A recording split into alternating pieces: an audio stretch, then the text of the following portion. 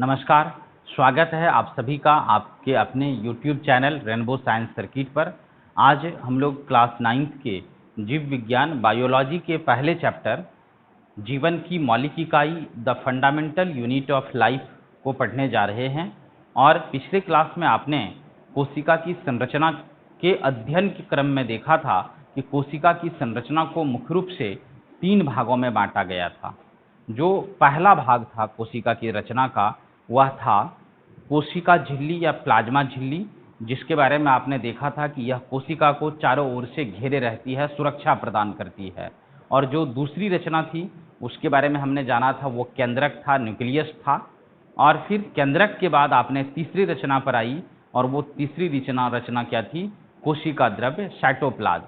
फिर आपने उस कोशिका द्रव्य के बारे में जाना कि कोशिका द्रव्य दरअसल क्या होता है कि जो कोशिका होती है उसके चारों ओर जो ये प्लाज्मा मेम्ब्रेन होता है या सेल मेम्ब्रेन, और बीच में जो केंद्रक होता है, तो इस केंद्रक और इस प्लाज्मा मेम्ब्रेन के बीच में जो तरल पदार्थ है, जो तरल भाग है, उसी को कहा जाता है कोशिका द्रव्य, साइटोप्लाज्म। अब यह जो कोशिका द्रव्य है, साइटोप्लाज्म है, तो इस कोशिका द्रव्य साइटोप्लाज्म में कई प्रकार के छोटी छोटी रचनाएं पाई जाती है, कई प्रकार की सूक्ष्म रचनाएं पाई जाती है, जो साधारण आंखों से तो नहीं देखी जाती है, लेकिन बहुत शक्तिशाली माइक्रोस्कोप से देखने पर आप इसको देख सकते हैं, समझ सकते हैं।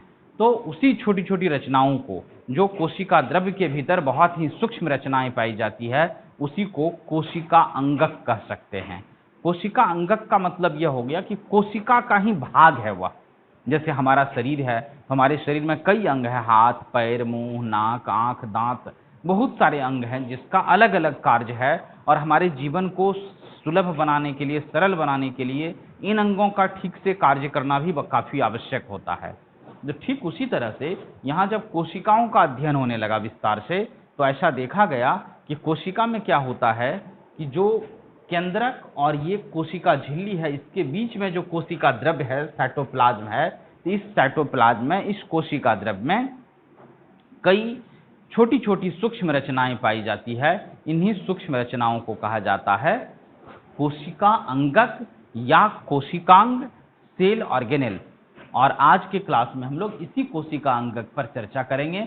जैसा कि आप अपने स्क्रीन पर देख पा रहे होंगे, परिभाषा लिखा गया है, कोशिका झिल्ली और केंद्रक के बीच कोशिका द्रव्य में छोटी छोटी संरचनाएं होती है, जिन्हें कोशिका अंगक या कोशिकांग, सेल ऑर्गेनेल्स कहते हैं। अब देखिए, यह जो कोशिका झिल्ली है या प्लाज्मा झिल्ली है, और बीच में जो केंद्रक है, इसके अंदर में क्या है? कोशिका द्रव्य है। और इस कोशिका द्रव्य में जो छोटी छोटी रचनाएं होती है, छोटी छोटी संरचनाएं होती है, उसी को कहा जाता है क्या? कोशिका अंगक या कोशिकांग, सेल ऑर्गेनेल्स कहते हैं। एक चीज यहां मैं आपके जानकारी के लिए बता देता हूं कि वैसे तो कई प्रकार के कोशिका अंगक होते हैं, जिसके बारे में ऊपरी कक्षाओं में आप विस्तार से पढ़ेंगे, लेकिन हमारे सिलेबस में, मतलब 9th क्लास की जो बायो की सिलेबस है, उसमें टोटल 6 कोशिका अंगकों की चर्चा की गई है। इसलिए हम लोग भी अपने इस क्लास में उसी सिलेबस के अनुसार टोटल 6 कोशिका अंगक पर चर्चा करेंगे। मैं एक बार नाम आपको बता देता हूं, सुना देता हूं। आप सभी से रिक्वेस्ट होगा मेरा कि इन सभी नामों को हिंदी और अंग्रेजी में आप पूरी कंठाग्र कर लेंगे, ठीक से याद कर लेंगे। पहला कोशिका अंगक हमारा है अंतर्द्रवी जालिका। अंतर्द्रवी जालिका, इंडोप्लाज्मिक रेटिकुलम। अंतर्द्रवी जालिका, इंडोप्लाज्मिक रेटिकुलम अंग्रेजी में कहते हैं। और बहुत इसका एक फेमस शॉर्ट नेम है ER। E means endoplasmic, R means reticulum. तो आप याद रखिएगा, कहीं आपको बायो में ER मिलता है कोशिका चैप्टर में, तो आपको समझ जाना है कि ER का मतलब एंडोप्लाज्मिक रेटिकुलम हो गया। उसके बाद जो दूसरी कोशिका अंगक है, वह है गोल्जी उपकरण या गोल्जी बॉडी। इसको अंग्रेजी में गोल्जी एपरेटस या गोल्जी बॉडी भी कहते हैं। बहुत रोचक होगा जब आप इसको पढ़ेंगे, जानेंगे। कैमिलो गोल्जी एक बहुत फेमस साइंटिस्ट थे, उन्होंने ही इसका खोज किया था, इसलिए उस कैमिलो गोल्जी के नाम पर इसका नाम ही गोल्जी उपकरण या गोल्जी बॉडी रख दिया गया। तीसरी जो कोशिका अंगक है, वह है लाइसोसोम। कुछ लोग हो सकता है पढ़े होंगे, यह लाइसोसोम आत्महत्या की थैली कहलाती है, सुसाइडल बैग है। बहुत इंपॉर्टेंट है, खास करके जो कम्पिटिटिव एग्जाम्स होते हैं, वहाँ कई बार पूछा गया है कि आत्महत्या की थैली किसे कहते हैं। तो याद रखिएगा, लाइसोसोम को आत्महत्या की थैली कहते हैं। चौथी रचना है माइटोकॉन्ड्रिया। यह माइटोकॉन्ड्रिया भी बहुत महत्वपूर्ण है। आपने निचली कक्षाओं में पढ़ा होगा, कोशिका का बिजली घर या कोशिका का ऊर्जागृह कहा जाता है, इसको power house of the cell के नाम से जाना जाता है। उसके बाद हम लोग एक और रचना पढ़ेंगे, पांचवी रचना जो है, या कह सकते हैं पांचवी जो कोशिका अंगक है, वह प्लास्टिड या लवक है। अंग्रेजी में भी इसको प्लास्टिड ही कहते हैं। दरअसल आपने हरित लवक का नाम सुना होगा, जिसके कारण जो पौधे होते हैं उनके पत्तियों का रंग हरा होता है। यह खास करके प्लांट सेल में पाया जाता है, इस पर भी हम लोग बात करेंगे। तो प्लास्टिड या लवक भी एक प्रकार का कोशिका अंगक है। और छठी जो रचना है हमारी, या छठा कोशिका अंगक है रसधानियां वैक्यूल्स, उस पर भी बात करेंगे। तो कुल मिलाकर के यह जो 6 कोशिका अंगक या सेल ऑर्गेनेल्स है, एक एक करके सब पर विस्तार से चर्चा करनी है। तो निश्चित रूप से जो आने वाला हमारा क्लास होगा यह काफ़ी इंटरेस्टिंग होगा, रोचक होगा। इसलिए आप सभी से रिक्वेस्ट है, निवेदन है कि प्रत्येक वीडियो को पूरा एकदम सीरियसली आप देखेंगे तो निश्चित रूप से इन सभी चीज़ों को समझने में बहुत ही सुविधा होगी। तो आइए आज हम लोग पहली जो हमारी कोशिका अंगक है, पहला सेल ऑर्गेनेल्स है, उसके बारे में चर्चा आरंभ करते हैं। पहला कोशिका अंगक अंतर्द्रवी जालिका। हमने पहले कहा कि इसको अंग्रेजी में एंडोप्लाज्मिक रेटिकुलम कहा जाता है, इसलिए शॉर्ट में इसको ER से सूचित करते हैं। E means endoplasmic, R means reticulum. एक बार देखते हैं क्या इसके बारे में लिखा गया है। कोशिका के भीतर झिल्ली युक्त नलिकाओं तथा सीट का बहुत बड़ा तंत्र होता है, जिसे अंतर्द्रवी जालिका कहते हैं। अब देखिए, कोशिका के भीतर क्या होता है कि बहुत पतली पतली झिल्ली, याद कीजिए जब आप कोशिका झिल्ली पढ़ रहे थे तो वहां आपको बताया गया था कि दरअसल यह जो झिल्ली होती है बहुत पतली परत वाली होती है, अर्ध पारगम होती है या वर्णात्मक पारगम होती है। इससे कुछ खास पदार्थ ही आर पार गमन कर सकता है। तो उसी तरह की रचना को हम लोग झिल्ली कहते हैं, मेम्ब्रेन कहा जाता है। तो वही लिखा गया है कि कोशिका के भीतर झिल्ली युक्त नलिकाओं, नलिका मतलब ट्यूब्यूल्स, ट्यूब के तरह रचना, तो नलिकाओं तथा सीट, सीट का मतलब चादर की तरह, एकदम प्लेन चादर की तरह। जैसे आपके पास किताब होती है तो किताब का जो यह पन्ना होता है यह भी एक सीट हो गया, यह एक चादर की तरह पतली पतली जो परत वाली रचना होती है उसी को कहा जाता है सीट। तो कोशिका के भीतर झिल्ली युक्त नलिकाओं तथा सीट का बहुत बड़ा तंत्र होता है, मतलब एक पूरा फैला हुआ सिस्टम होता है, जिसको अंतर्द्रवी जालिका या एंडोप्लाज्मिक रेटिकुलम कहते हैं। क्योंकि इसको अंग्रेजी में अंतर्द्रवी जालिका या एंडोप्लाज्मिक रेटिकुलम कहा जाता है अंग्रेजी में, इसलिए इसको संक्षेप में ER भी कहा जाता है। ध्यान से देख लीजिएगा। अंतर्द्रवी जालिका निम्नलिखित 2 प्रकार के होते हैं। अब देखिए, अंतर्द्रवी जालिका कितने प्रकार के हो गए? 2 प्रकार के हो गए। तो दोनों का मैं नाम बता देता हूं। एक है खुरदरी अंतर्द्रवी जालिका, रफ एंडोप्लाज्मिक रेटिकुलम, और दूसरा होता है चिकनी अंतर्द्रवी जालिका, स्मूथ एंडोप्लाज्मिक रेटिकुलम। दरअसल होता क्या है कि जो अंतर्द्रवी जालिका पतली पतली नलिकाओं या सीट्स के रूप में रहती है, तो उसका जो सतह होता है, अगर उसका सतह खुरदरा है, रुखड़ा है, तो उसको खुरदरी अंतर्द्रवी जालिका कहते हैं। और अगर उसका सतह चिकना है, मुलायम है, तो उसको तब चिकनी या कह सकते हैं मुलायम अंतर्द्रवी जालिका कहा जाता है। अंग्रेजी में उसको स्मूथ एंडोप्लाज्मिक रेटिकुलम कहते हैं। तो आते हैं हम लोग, शुरुआत करते हैं जो पहले प्रकार की अंतर्द्रवी जालिका है, जिसको क्या कहते हैं? खुरदरी अंतर्द्रवी जालिका, रफ एंडोप्लाज्मिक रेटिकुलम। आपने अपने घर में पढ़ाई लिखाई के समय वो रफ कॉपी और फेयर कॉपी की चर्चा तो सुनी होगी। रफ का मतलब जो पूरा स्मूथ साफ सुथरी नहीं हो, वही रफ एंडोप्लाज्मिक रेटिकुलम यह हो गया। और इस रफ एंडोप्लाज्मिक रेटिकुलम को शॉर्ट में RER भी कहते हैं। R से रफ, E से एंडोप्लाज्मिक और R से रेटिकुलम। तो यह जो रफ एंडोप्लाज्मिक रेटिकुलम है, खुरदरी अंतर्द्रवी जालिका है, इसके बारे में लिखा गया है कि कुछ अंतर्द्रवी जालिका, ER का मतलब हो गया एंडोप्लाज्मिक रेटिकुलम, अंतर्द्रवी जालिका के सतह पर राइबोसोम होते हैं, जिसे सूक्ष्मदर्शी से देखने पर खुरदरी दिखाई देती है, इसलिए इसे खुरदरी अंतर्द्रवी जालिका कहते हैं। अब देखिए क्या है कि जब आप इस राइबोसोम के बारे में थोड़ा सा समझ लीजिए कि राइबोसोम भी एक प्रकार का कोशिका अंगक है। जैसे कि अभी हम लोगों ने 6 कोशिका अंगकों के बारे में जाने, और आपको मैंने कहा भी कि ऊपर की कक्षाओं में और सब कोशिका अंगकों पर भी चर्चा होगी, जिसको आप ऊपर के क्लास में पढ़ेंगे। उसी तरह का एक कोशिका अंगक है राइबोसोम। दरअसल यह राइबोसोम क्या करता है, यह प्रोटीन का संश्लेषण करता है। संश्लेषण का मतलब निर्माण करता है, यह प्रोटीन को बनाता है, तैयार करता है। तो यहाँ जो राइबोसोम के बारे में चर्चा हो रही है, तो कुछ ऐसे ऐसे भी अंतर्द्रवी जालिका होते हैं कोशिकाओं में, एंडोप्लाज्मिक रेटिकुलम होते हैं, कि जब उसका हम लोग सूक्ष्मदर्शी के द्वारा अध्ययन करते हैं तो हम क्या पाते हैं कि उसके सतह पर, यहाँ देखिए हमने एक एंडोप्लाज्मिक रेटिकुलम का डायग्राम बनाया है, इसकी सतह पर छोटे छोटे कण की तरह रचना आपको दिखाई दे रहा होगा।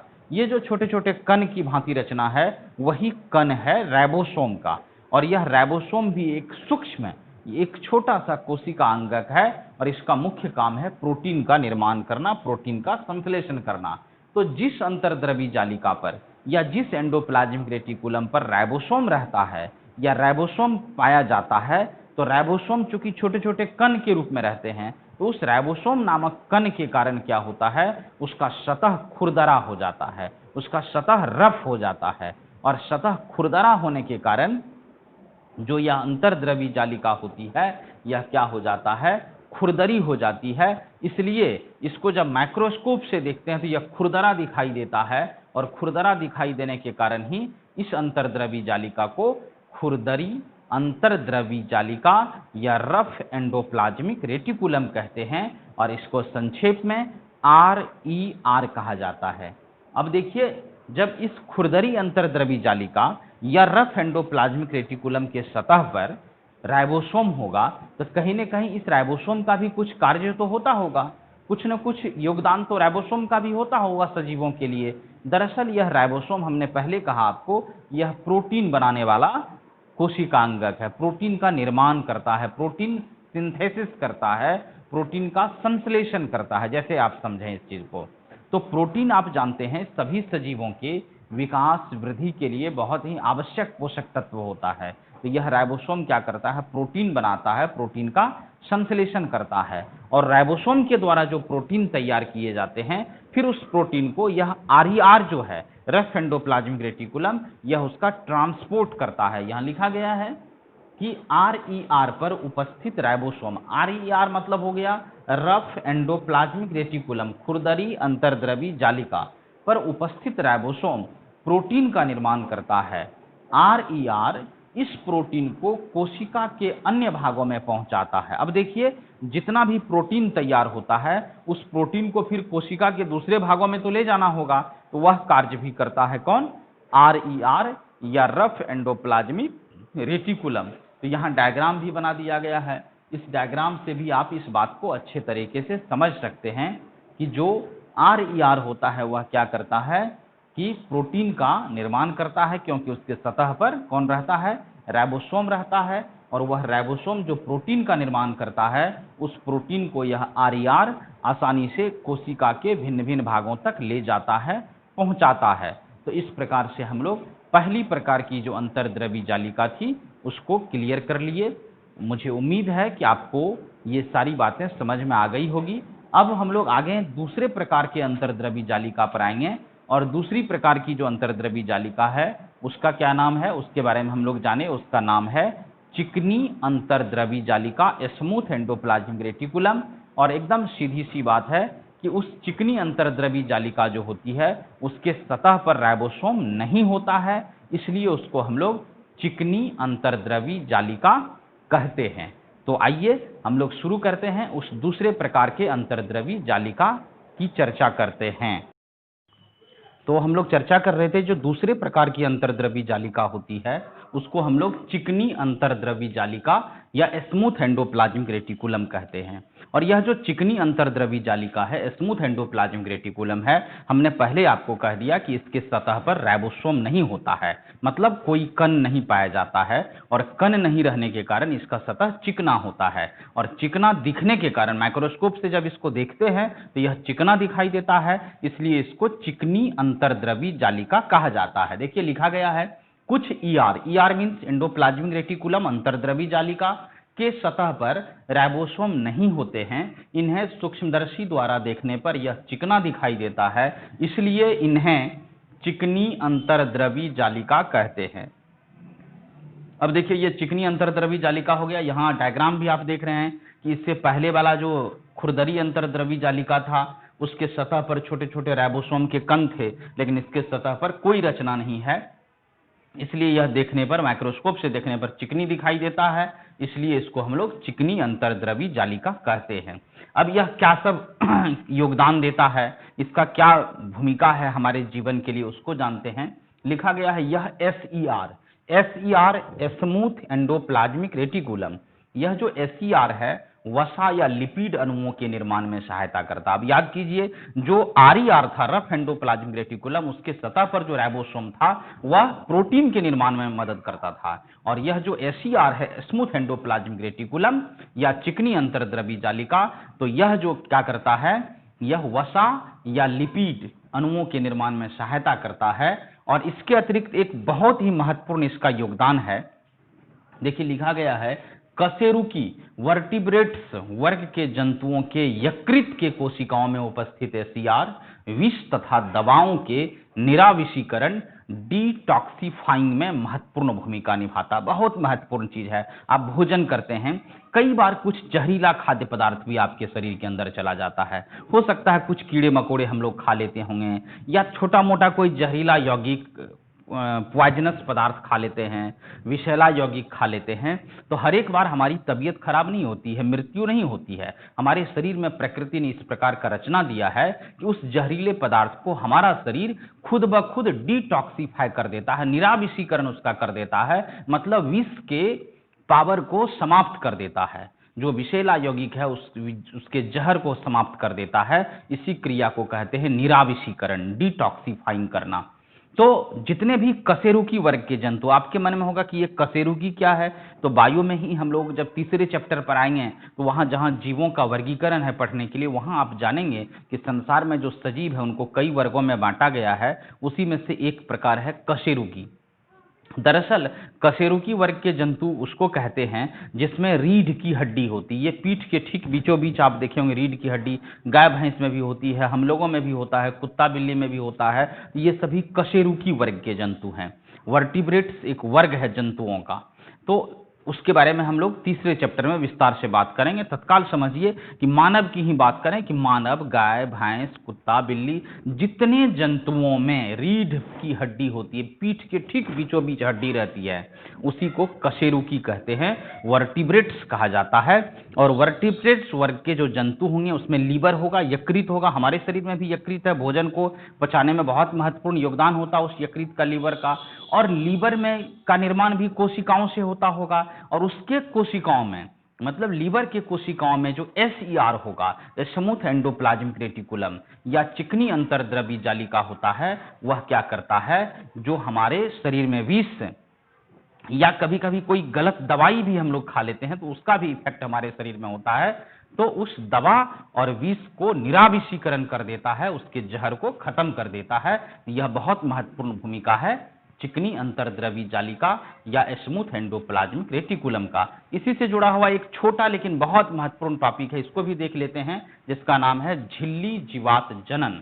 झिल्ली जीवात जनन, जनन मतलब क्या, वृद्धि करना, नए जीवों का निर्माण करना, मेम्ब्रेन बायोजेनेसिस इसको कहते हैं अंग्रेजी में, मेम्ब्रेन बायोजेनेसिस। अब देखिए जो झिल्ली जीवात जनन है इस पर हम लोग चर्चा कर रहे थे। यह बहुत छोटा सा टॉपिक है लेकिन बहुत महत्वपूर्ण है कि झिल्ली का मतलब यहाँ है कोशिका झिल्ली या प्लाज्मा झिल्ली, और जीवात मतलब जीवों की झिल्ली, सजीवों के कोशिकाओं में जो झिल्ली होती है उसकी चर्चा करेंगे। जनन का मतलब होता है नए जीवों का निर्माण करना। तो सोचिए आखिर कोशिकाओं में झिल्ली का निर्माण कैसे हो जाता है, तो आइए थोड़ा सा देखते हैं। यहाँ लिखा गया है कि कुछ प्रोटीन तथा वसा या लिपिड कोशिका झिल्ली को बनाने में सहायता करती है, इस प्रक्रिया को झिल्ली जीवात जनन कहते हैं। गौर से सुनेंगे, हम लोग पढ़े अभी कि जो एंडोप्लाज्मिक रेटिकुलम है, अंतर्द्रवी जालिका है, वो दो प्रकार की, जो रफ एंडोप्लाज्मिक रेटिकुलम है RER, वह क्या करता है, उसके ऊपर जो राइबोसोम है वह प्रोटीन का निर्माण कर दिया, वह प्रोटीन का निर्माण कर दिया RER। और जो SER है अभी पढ़े हम लोग, जो स्मूथ एंडोप्लाज्मिक रेटिकुलम है या चिकनी अंतर्द्रवी जालिका है, वह क्या करता है, वसा या लिपिड का निर्माण करता है। इस प्रकार से एंडोप्लाज्मिक रेटिकुलम का जो दो पार्ट है, उसमें से आरईआर क्या किया, प्रोटीन का निर्माण किया, प्रोटीन के निर्माण में हेल्प किया, और जो एसईआर है स्मूथ एंडोप्लाज्मिक रेटिकुलम, वह क्या करता है, तो वसा या लिपिड का निर्माण किया। अब आपके पास दो चीज हो गया कोशिकाओं में, एक तो प्रोटीन और दूसरा वसा या लिपिड। अब इस प्रोटीन और वसा या लिपिड की मदद से कोशिका झिल्ली का निर्माण हो जाता है। सोचिए कितनी विचित्र रचना है, कितना विचित्र सिस्टम है प्रकृति का, कि प्रोटीन और वसा या लिपिड की मदद से कोशिका झिल्ली या प्लाज्मा झिल्ली का निर्माण हो जाता है। और कोशिका झिल्ली या प्लाज्मा झिल्ली के बनने की इसी क्रिया को झिल्ली जीवात जनन, मेम्ब्रेन बायोजेनेसिस कहते हैं। तो कितना महत्वपूर्ण है, अब आप समझ गए होंगे इस चीज को। छोटा टॉपिक है लेकिन बहुत महत्वपूर्ण है। तो मुख्य रूप से कोशिका झिल्ली या प्लाज्मा झिल्ली का जो निर्माण होता है किसकी सहायता से, तो प्रोटीन और वसा या लिपिड की सहायता से। इसी प्रक्रिया को झिल्ली जीवात जनन या मेम्ब्रेन बायोजेनेसिस कहते हैं। तो इस प्रकार से आज का क्लास हमारा समाप्त होता है।